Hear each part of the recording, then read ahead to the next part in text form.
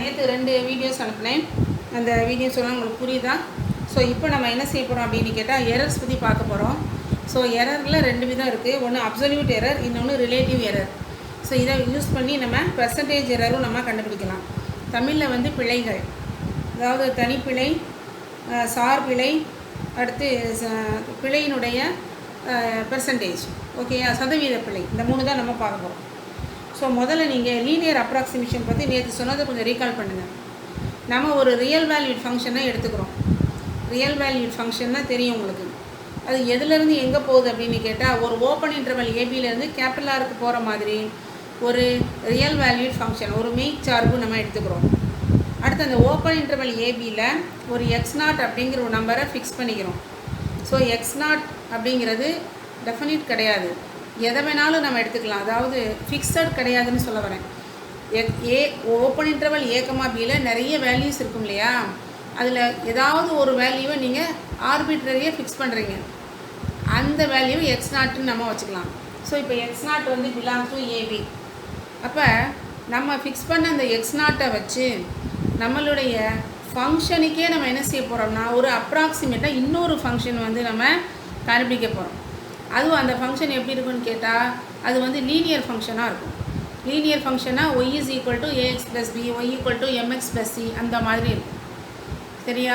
So அந்த L of x நேற்று நம்ம எப்படி கண்டுபிடிச்சோம் அப்படின்னு ஞாபகம் இருக்கா?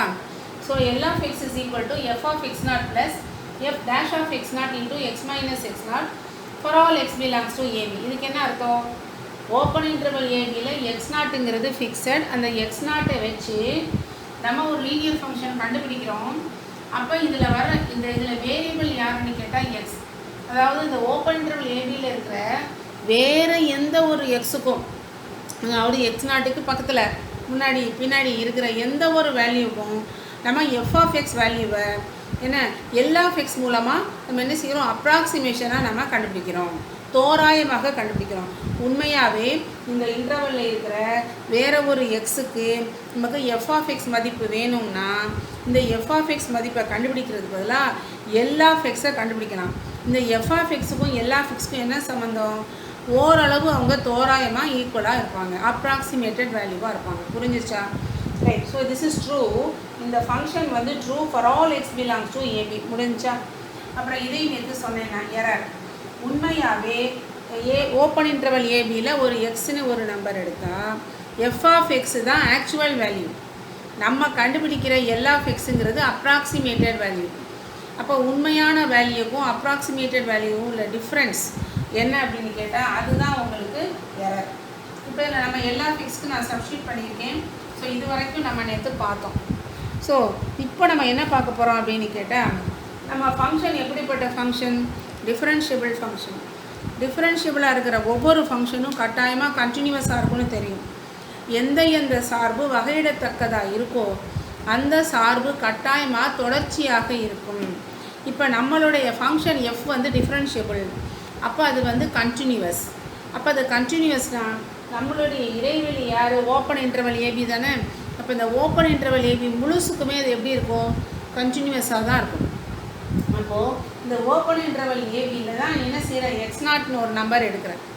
இது கண்டினியூஸோட டெஃபினிஷன் உனக்கு தெரியும். அதாவது limit x tends to x0 f of x is equal to x0 f of x0 அப்படின்னு உங்களுக்கு தெரியும். இதுவும் தெரியும், limit h tends to 0 f of x plus h is equal to f of x. இதுவே நீங்கள் x0 போட்டிங்கன்னா limit h tends to 0 f of x0 plus h is equal to f of x0. இது என்னன்னு பார்க்குறீங்களா? இது கண்டினியூவஸோட definition. Continuity நம்ம படித்தோம் இல்லையா, 11th நிறைய படித்தோம். ஸோ அதை தான் நீங்கள் யூஸ் பண்ணியிருக்கீங்க. அடுத்து வந்து டிஃப்ரென்ஷியபிலிட்டி. இது ஏற்கனவே என்னது, டிஃப்ரென்ஷியபிள் ஃபங்க்ஷன் தானே. அப்போது limit h tends to 0 f of x plus h minus f of x by h is equal to f dash of x. இது உங்களுக்கு ஏற்கனவே தெரியும். இப்போ இதை வச்சு சில முக்கியமான விஷயங்கள் சொல்ல போகிறேன், கவனி. சரி, இப்போ எனக்கு limit h tends to 0 e of h என்ன வருது அப்படின்னு பார்க்கலாம். கரெக்டாக? ஸோ இப்போ முதல்ல ஹெச்னா என்ன நான் சொல்லவே இல்லையே. ஸோ ஹெச் சொல்லிவிட்டு அதுக்கப்புறம் நான் இதை சொல்கிறேன். ஓகே, இப்போ இங்கே என்ன இருக்குதுன்னு பாருங்கள். ஆக்சுவலாக நம்ம எடுத்துக்கிட்ட ஃபிக்ஸட் நம்பர் வந்து x0. இந்த எக்ஸுங்கிறது ஆர்பிட்ரரி நம்பர். x0க்கு பக்கத்தில் அந்த இன்டர்வலில் இருக்கிற ஏதோ ஒரு நம்பர். கரெக்டாக? இப்போ நான் என்ன பண்ண போகிறேன், அப்போ அந்த எக்ஸ் நாட்டுக்கு பக்கத்தில் தானே எக்ஸ் இருக்குது. அதனால் நான் என்ன பண்ணுறேன்னா இந்த எக்ஸ் மைனஸ் எக்ஸ் நாட்டை ஹெச் அப்படின்னு எடுத்துக்கிறேன். அதாவது எக்ஸில் எக்ஸ் நாட்டுக்குள்ளே தூரம் வந்து உனக்கு ஹெச் அப்படின்னு எடுத்துக்கிட்டேன்னா இந்த எக்ஸ் நாட் அந்த பக்கம் கொண்டு போனீங்கன்னா எக்ஸுக்கு பதிலாக என்ன வந்துடும், எக்ஸ் நாட் ப்ளஸ் ஹெச் அப்படின்ட்டு உங்களுக்கு வந்துடும். ஸோ இப்போ நீங்கள் என்ன செய்யலாம், இதே ஃபார்முலாவில் நீங்கள் அதை சப்ஸ்டியூட் பண்ணலாம். இப்போ உங்களுக்கு இ ஆஃப் ஹெச் என்ன வரும் அப்படின்னு பாருங்கள். So e of h, so e of h அப்படின்னு சொன்னால் இது என்ன ஆயிரும் உங்களுக்கு, எஃப் ஆஃப் எக்ஸுக்கு பதிலாக x naught plus h minus இது அப்படியே தான் இருக்கும், f of x naught then minus f dash of x naught into x minus x நாட்டுக்கு பதிலாக தானே ஹெச்ன்னு சொன்னோம். அப்போ இந்த இடத்துல உங்களுக்கு என்ன வந்துடும், ஹெச் அப்படின்னு வந்துடும். ஏமா இ ஆஃப் எக்ஸ்ன்னு எரர்னு எழுதுனேன்ல, இந்த எரரவே என்னது ஒரு ஃபங்க்ஷனாக சொல்லலாம்ல. ஏன்னா இதுவும் ஃபங்க்ஷன் அதுவும் ஃபங்க்ஷன், அதனால இந்த எரருங்கிறத நான் இ ஆஃப் எக்ஸாக மாற்றிட்டேன். இப்போ எக்ஸ் மைனஸ் எக்ஸ் நாட்டை ஹெச்ன்னு எடுத்தால் அப்போ எக்ஸ் வந்து எக்ஸ் நாட் ப்ளஸ் ஹெச், அப்போ இ ஆஃப் ஹெச் இதில் சப்ஸ்டியூட் பண்ணிங்கன்னா இது நம்பர் 1ன்னு வச்சுக்கிறேன். ஸோ 1 இம்ப்ளைஸ் அப்படின்னு பார்த்தா உங்களுக்கு இந்த மாதிரி வருது. கரெக்டாக? இப்போ நம்ம இந்த ஃபங்க்ஷனோட லிமிட் வேல்யூவை நான் பார்க்க போகிறேன். இந்த லிமிட் இ ஆஃப் ஹெச், அதாவது ஆஸ் ஹெச் டென்ஸ் டு 0, இந்த இ ஆஃப் ஹெச்ங்கிற ஃபங்க்ஷன் என்ன ஹெச் டென்ஸ் டு 0 நான் போடும்போது என்னவாக மாறும் அப்படின்னு பார்த்தா இதுக்கும் லிமிட் வரும்ல. So limit h tends to 0 f of x naught plus h minus இது கான்ஸ்டன்ட், இது வந்து கான்ஸ்டன்ட். கரெக்டாக? அதனால் இது வந்து நீங்கள் லிமிட் போடும் பொழுது எந்த மாற்றமும் இதுக்கு நடக்காது. So limit h tends to 0 f of x naught. அதே மாதிரி இது என்ன அப்படின்னு கேட்டால் இது வந்து limit h tends to 0 f dash of x நாட்டும் ஒரு நம்பர் தான். இப்போ பக்கத்தில் உங்களுக்கு ஹெச். இப்போ இது என்ன ஆகும் அப்படின்னு கேட்டால் இப்போ தானே சொன்னோம், கண்டினியூட்டி யூஸ் பண்ணி பார்த்தீங்கன்னா இதோட வேல்யூ வந்து எஃப் ஆஃப் எக்ஸ் நாட், ஹெச்சுக்கு 0 போட்டால் எஃப் ஆஃப் எக்ஸ் நாட். இது எஃப் ஆஃப் எக்ஸ் நாட்டுங்கிறது ஒரு நம்பர், ஹெச்சுக்கு அதுக்கும் சம்மந்தமே இல்லை. அப்போ அது லிமிட்டை விட்டு வெளியில் வந்துடும். அடுத்து இங்கே மைனஸ், இதுவும் வந்து ஒரு எஃப் டேஷ் ஆஃப் எக்ஸ் நாட்டுங்கிறது ஒரு கான்ஸ்டன்ட், அப்போ அது வெளியில் வந்துடும். அடுத்து ஹெச்சுக்கு நீங்கள் லிமிட் போட்டிங்கன்னா அது 0 ஆகிடும். அப்போ உங்களுக்கு என்ன கிடைக்குது அப்படின்னு கேட்டால் limit h tends to 0 e of h வந்து உங்களுக்கு 0 அப்படின்னு வருது. புரியுதா? சரி, இப்போ நான் இ ஆஃப் 0வை கண்டுபிடிக்கலாம்னு நினைக்கிறேன். இ ஆஃப் 0னா என்ன, இ ஆஃப் 0னா என்ன, இதுதானே உங்களுடைய ஃபங்க்ஷன் தான் இ ஆஃப் ஹெச். இந்த இ ஆஃப் ஹெச்சில் நம்ம என்ன செய்ய போகிறோம், நம்ம ஹெச்சுக்கு 0 போட்டு இ ஆஃப் 0வை கண்டுபிடிக்கலாம். இப்போ நீங்கள் ஹெச்சுக்கு 0 போட்டிங்கன்னா இது எஃப் ஆஃப் எக்ஸ் நாட், பக்கத்தில் minus f of x naught minus f dash of x naught. அந்த இடத்துல நம்ம ஹெச்சுக்கு 0 போடும்பொழுது இந்த டேர்ம் உங்களுக்கு வராது. இப்போ நம்ம என்ன செய்யலாம், இந்த இதை நம்ம விட்டுடலாம். கரெக்டாக? இப்போ இது ரெண்டையும் பாரு, இது ரெண்டையும் நம்ம அடித்தோம்னா 0 வருது. இதுலேருந்து உங்களுக்கு என்ன தெரியுது, இ ஆஃப் ஹெச்ங்கிறது ஒரு ஃபங்க்ஷன், அந்த ஃபங்க்ஷனுக்கு நம்ம லிமிட் போட்டாலும் 0 வருது. இ ஆஃப் 0வும் 0. புரியுதா? இ ஆஃப் 0வும் 0 தான். Limit h tends to 0 e of ஹெச்சும் 0 அப்படின்னு சொன்னால் இது வந்து அப்போ இ ஆஃப் எக்ஸ் வந்து கட்டாயமாக ஒரு கண்டினியூஸ் ஃபங்க்ஷன் அப்படின்னு தெரிஞ்சிச்சு. புரியுதா? ஸோ இப்போ இ ஆஃப் எக்ஸுங்கிற ஃபங்க்ஷனே உனக்கு கண்டினியூவஸாக மாறிடுச்சு. இந்த எக்ஸை நம்ம எங்கேருந்து நம்ம எடுத்தோம் ஆக்சுவலானா நம்ம ஓப்பன் இன்டர்வலில் தான் எடுத்தோம். அப்போ இ ஆஃப் எக்ஸ் வந்து கண்டினியூவஸ் இன் ஓப்பன் இன்டர்வல் இன். சரி, இப்போ இது டிஃப்ரென்ஷியபிளாக இருக்குமா அப்படின்னு பார்த்தா கட்டாயமாக, அதாவது எஃப் வந்து டிஃப்ரென்ஷியபிளாக இருந்துச்சுன்னா இதுக்கு நமக்கு என்ன வருது அப்படின்னு நம்ம பார்ப்போம். இ ஆஃப் எக்ஸ் இப்போதைக்கு கண்டினியூவஸ் அப்படின்னு தெரிஞ்சிடும். சரி, அடுத்தது இப்போ நம்ம எடுத்துக்கிற எஃப் வந்து எப்படி இருந்தது, நம்ம டிஃபரன்ஷியபிள் ஃபங்க்ஷனாக தான் நம்ம எடுத்தோம் இல்லையா? எஸ். இப்போ நம்ம என்ன செய்கிறோம், e of h by h, e of h by h அப்படிங்கிற ஒரு ஃபங்க்ஷனை எடுத்து அதுக்கு நம்ம லிமிட் போட்டு பார்க்குறோம்.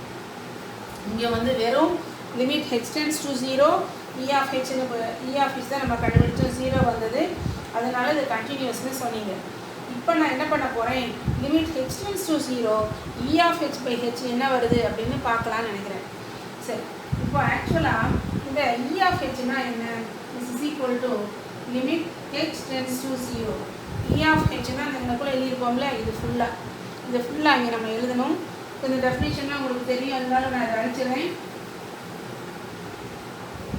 எழுதுவோமா? So E of h here, that is f of x naught plus h minus f of x naught, then minus f dash of x naught into h divided by h அப்படின்ட்டு உங்களுக்கு கிடைக்குது. இப்போ நம்ம இந்த இடத்துல நம்ம ஜென்ரலாகவே பேசுவோம். இப்போ அதாவது E of x கண்டினியூஸ்னு நம்ம சொல்லிட்டோம்.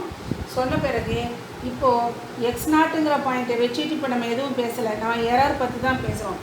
இப்போது நம்ம ஆக்சுவலாக இப்போ மீன் பண்ணுறது இந்த E of h இல்லை, இந்த E of x. அப்போ இந்த ஃபங்க்ஷனை வந்து நம்ம என்ன செய்யலாம் அப்படின்னு கேட்டால் எக்ஸ் நாட் ப்ளஸ் h அப்படின்னு இருக்கிறத நீ பேசாமல் limit X tense to 0 f of x plus h minus f of x minus f dash of x into h அப்படின்னு சொல்லலாமா? டிவைடட் பை h இந்த மாதிரி நம்ம சொல்லிக்கொள்ளலாம். இப்போ இந்த லிமிட்டை நம்ம என்ன செய்யலாம்? ரெண்டாக பிரிக்கலாம். இப்போ இந்த லிமிட்டை நம்ம ரெண்டாக பிரிக்கும் போது நமக்கு என்ன வரும்?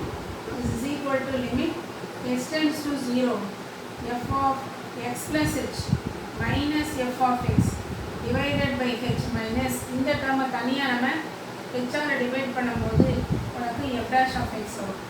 இப்போ தான் கொஞ்ச நேரத்துக்கு முன்னாடி அழிச்சுக்கிட்டேன்.